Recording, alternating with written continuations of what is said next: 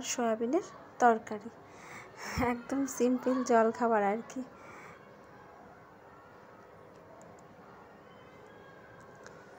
এই যে দেখো, সয়াবিনের তরকারিটা আমি আগেই করে নিয়েছি, আর তারপরে রুটিটা ভাজলাম, সবাইকে খেতে খেতে দিলাম।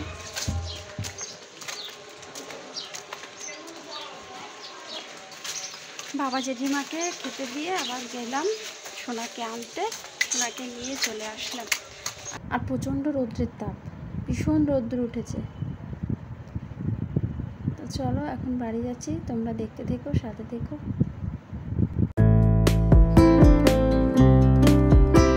বন্ধুরা দেখো, খাওয়া দাওয়া করে তারপরে আবার ফিরে আসলাম, আর এখন দুপুরের জন্য রান্নাবান্না করব। তো দুপুরে করবো হচ্ছে কাতলা মাছ। এই যে হাজব্যান্ড কাতলা মাছ এনেছে, আর কাতলা মাছের মাথাটাও রান্না করব লাউ দিয়ে। তো আমার জেঠি সবজি কেটে দিয়েছে, আর আমি রান্না করছি। এখানে মাছ ভাজা হয়ে গেছে, তারপরে আলু দিয়ে সমস্ত মশলা কষিয়ে নিচ্ছি। আর ওই পাশে লাউটা দিয়ে দিলাম জিরে ফোড়ন দিয়ে, তারপরে লাউ দিয়ে দিলাম। মাছের মাথা দিয়ে লাউ দিয়ে ঘন্ট করব, বেশ ভালো লাগে মাছের মাথা দিয়ে লাউ দিয়ে ঘন্ট করলে। আর কাতলা মাছের ঝোলটা ধনেপাতা দিয়ে করব। আর পমফ্রেট মাছ করব। পমফ্রেট মাছ করা হয়ে গেছে, মানে পমফ্রেট মাছ করেছি আর কি, করা হয়ে গেছে। আর এখানে জল দিয়ে দিয়েছি, ঝোলটা ফুটে উঠেছে, মাছটা দিয়ে দিয়েছি। আর একটু ধনেপাতা দেব, কারণ কাতলা মাছের ঝোল না ধনে পাতা দিয়ে খুব ভালো লাগে, খুব সুন্দর টেস্টি হয় খেতে।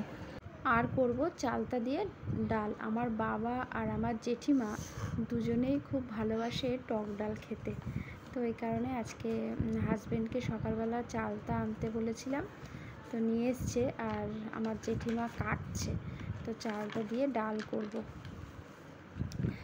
তো এই দেখো ধনে পাতা দিয়ে দিয়েছি আর এই মাছের ঝোলটা হয়ে গেছে। এই মাছের ঝোলটা এখন নামিয়ে নেব। আর এই ঝোলটা একটু পাতলা করেছি, কারণ পমফ্রেট মাছের যে ঝোলটা একদম মাখো মাখো করেছি, তো এই কারণে এই ঝোলটা একটু পাতলা টাইপের করলাম। আর এই আলু দিয়ে ধনে পাতা দিয়ে ঝোল না একটু পাতলাই বেশি ভালো লাগে। আর এখানে দেখো টক ডালটা ফোড়ন দিয়ে দিয়েছি, শুকনো লঙ্কা আর সর্ষে ফোড়ন দিয়েছি। টক ডালটাও হয়ে গেছে। আর আমার জেঠি খুব টক খেতে ভালোবাসে, তাই জন্য একটুকুও চিনি দিইনি টকের ডালে। তো দেখো নামিয়ে নিয়েছি টকের ডাল, লাউ দিয়ে মাছের মাথা দিয়ে ঘন্ট, কাতলা মাছের আলু ধনে পাতা দিয়ে ঝোল, আর পমফ্রেট মাছের ঝাল। আর এই যে হচ্ছে মা অন্নপূর্ণা মানে ভাত। তো এই হচ্ছে আজকের মেনু। এখন আমি রান্নাঘরটা পরিষ্কার করব। তোমরা কে কে এই লোভনীয় জিনিসটা খেতে ভালোবাসো কমেন্ট করে জানাবে। আমি তো ভীষণ ভালোবাসি, আর অনেক দিন পরেই খাচ্ছি আলু কাবলিটা। রান্না বান্না সব কমপ্লিট, রান্নাঘর পরিষ্কার করা হয়ে গেছে। তো আজকে আর রান্নাঘর পরিষ্কার করা তোমাদেরকে দেখায়নি, রান্নাঘরটা সব পরিষ্কার করা কমপ্লিট আমার। তারপরে আলু কাবলি নিয়ে বসে বসে এখন খাচ্ছি। আলু কাবলি খেতে কার না ভালো লাগে বলো, টক টক ঝাল ঝাল খুব ভালো লাগে খেতে। তো আমিও খাচ্ছি, জেঠিও খাচ্ছে, জেঠি পাশের ঘরে খাচ্ছে আর টিভি দেখছে। তো ওখানে আমি আর খাইনি, কারণ ওখানে তো কথা বলতে পারবো না, তাহলে আবার টিভির সাউন্ডটা চলে আসবে, তো ওই কারণে এই ঘরে নিয়ে আসলাম। এখন এই বসে বসে একটু আলু কাবলি খাবো, তারপরে ঘর দোরটা গোছাবো। ঘর দোর সব এলোমেলো হয়ে রয়েছে, সকাল থেকে ঘর দুয়ারের দিকে তো আর মানে যাইনি, কারণ সকাল থেকে একটার পর একটা করেই যাচ্ছি, আর ঘর দুয়ারের দিকে আর সময় তাকানোর সময় হয় না। এখন এই আলু কাবলিটা খাবো, তারপরে ঘর দোরটা একটু গোছাবো, জামা কাপড়গুলো সব এলোমেলো হয়ে রয়েছে সেগুলো সব গোছাবো, ব্যাস তাহলেই মোটামুটি কাজটা হয়। তারপরে তো আবার দুপুরবেলার খাওন দাওন আছেই। খাওয়া ছাড়া আর আছে কি বলো জীবনে।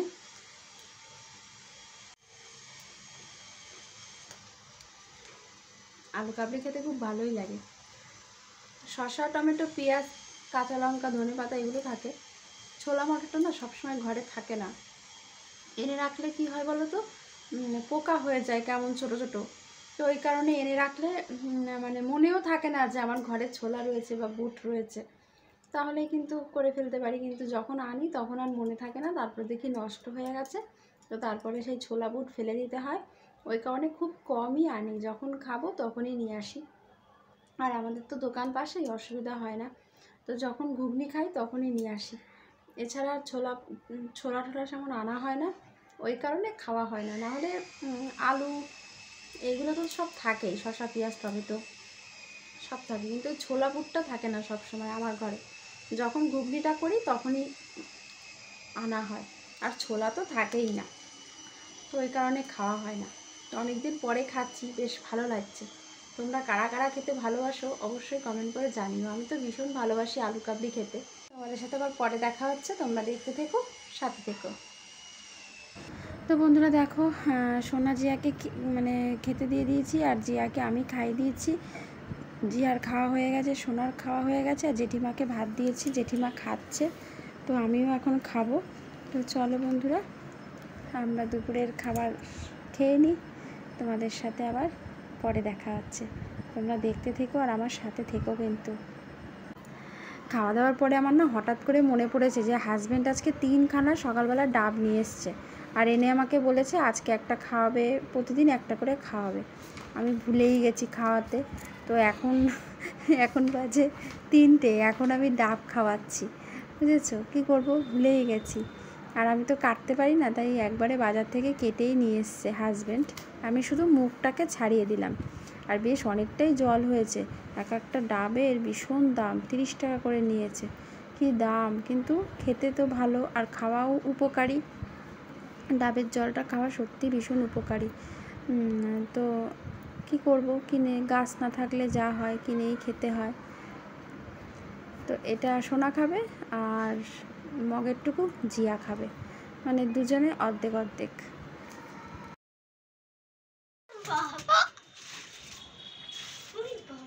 যেটি জল দিচ্ছে গাছে,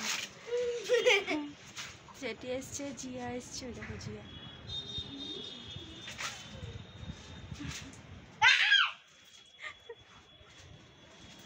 জিয়া খেলা করছে, সোনা ঘুমাচ্ছে, এখনো ওঠেনি। বালতিটা নিয়ে আসলে তো ভালো হতো, বালতিটা যে উপরে ছিল বাইরের খাঁচার ওখানে।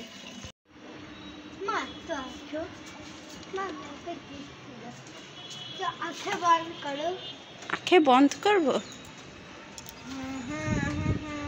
ফুল ছিঁড়িস না, ছিঁড়িস না, হ্যাঁ হ্যাঁ ছিঁড়িস না, আমি দেখে।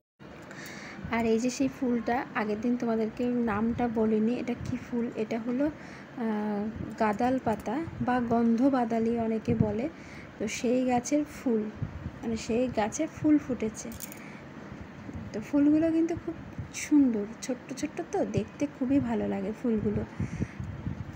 আর এই গাছের পাতা তো আমার হাজব্যান্ড বড়া খেতে খুব ভালোবাসে, ওই কারণে ও লাগিয়েছিল গাছটা।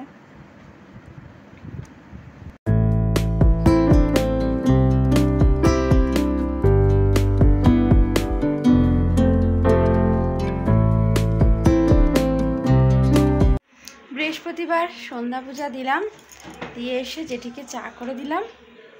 জেঠি তো চা খাচ্ছে, তারপরে এখন গেছে টিভি দেখতে, টিভি দেখছে জি বাংলা সিরিয়াল। বাংলাদেশের ওখানে না, মানে সবসময় জি বাংলা, জলসা, এইসবের সিরিয়ালই দেখে জেঠিরা বাড়িতেও। তো এই কারণে জি বাংলা চালিয়ে দিয়েছি, বসে বসে দেখছে। তো চলো বন্ধুরা, আজকের ভিডিওটা এই পর্যন্ত। কেমন লাগলো অবশ্যই কমেন্ট করে জানিও, ভালো লাগলে একটা লাইক করে দিও। যারা নতুন আছো তারা চ্যানেলটাকে সাবস্ক্রাইব করে অবশ্যই পাশে থাকা বেল বাটনটা প্রেস করে রেখো, তাতে করে আমি যখনই ভিডিও ছাড়বো সবার আগে তোমার ফোনের নোটিফিকেশানে পৌঁছে যাবে। তো সবাই ভালো থেকো, সুস্থ থেকো, সাবধানে থেকো। দেখা হবে কালকে নতুন ভিডিও সাথে, সবাইকে টাটা।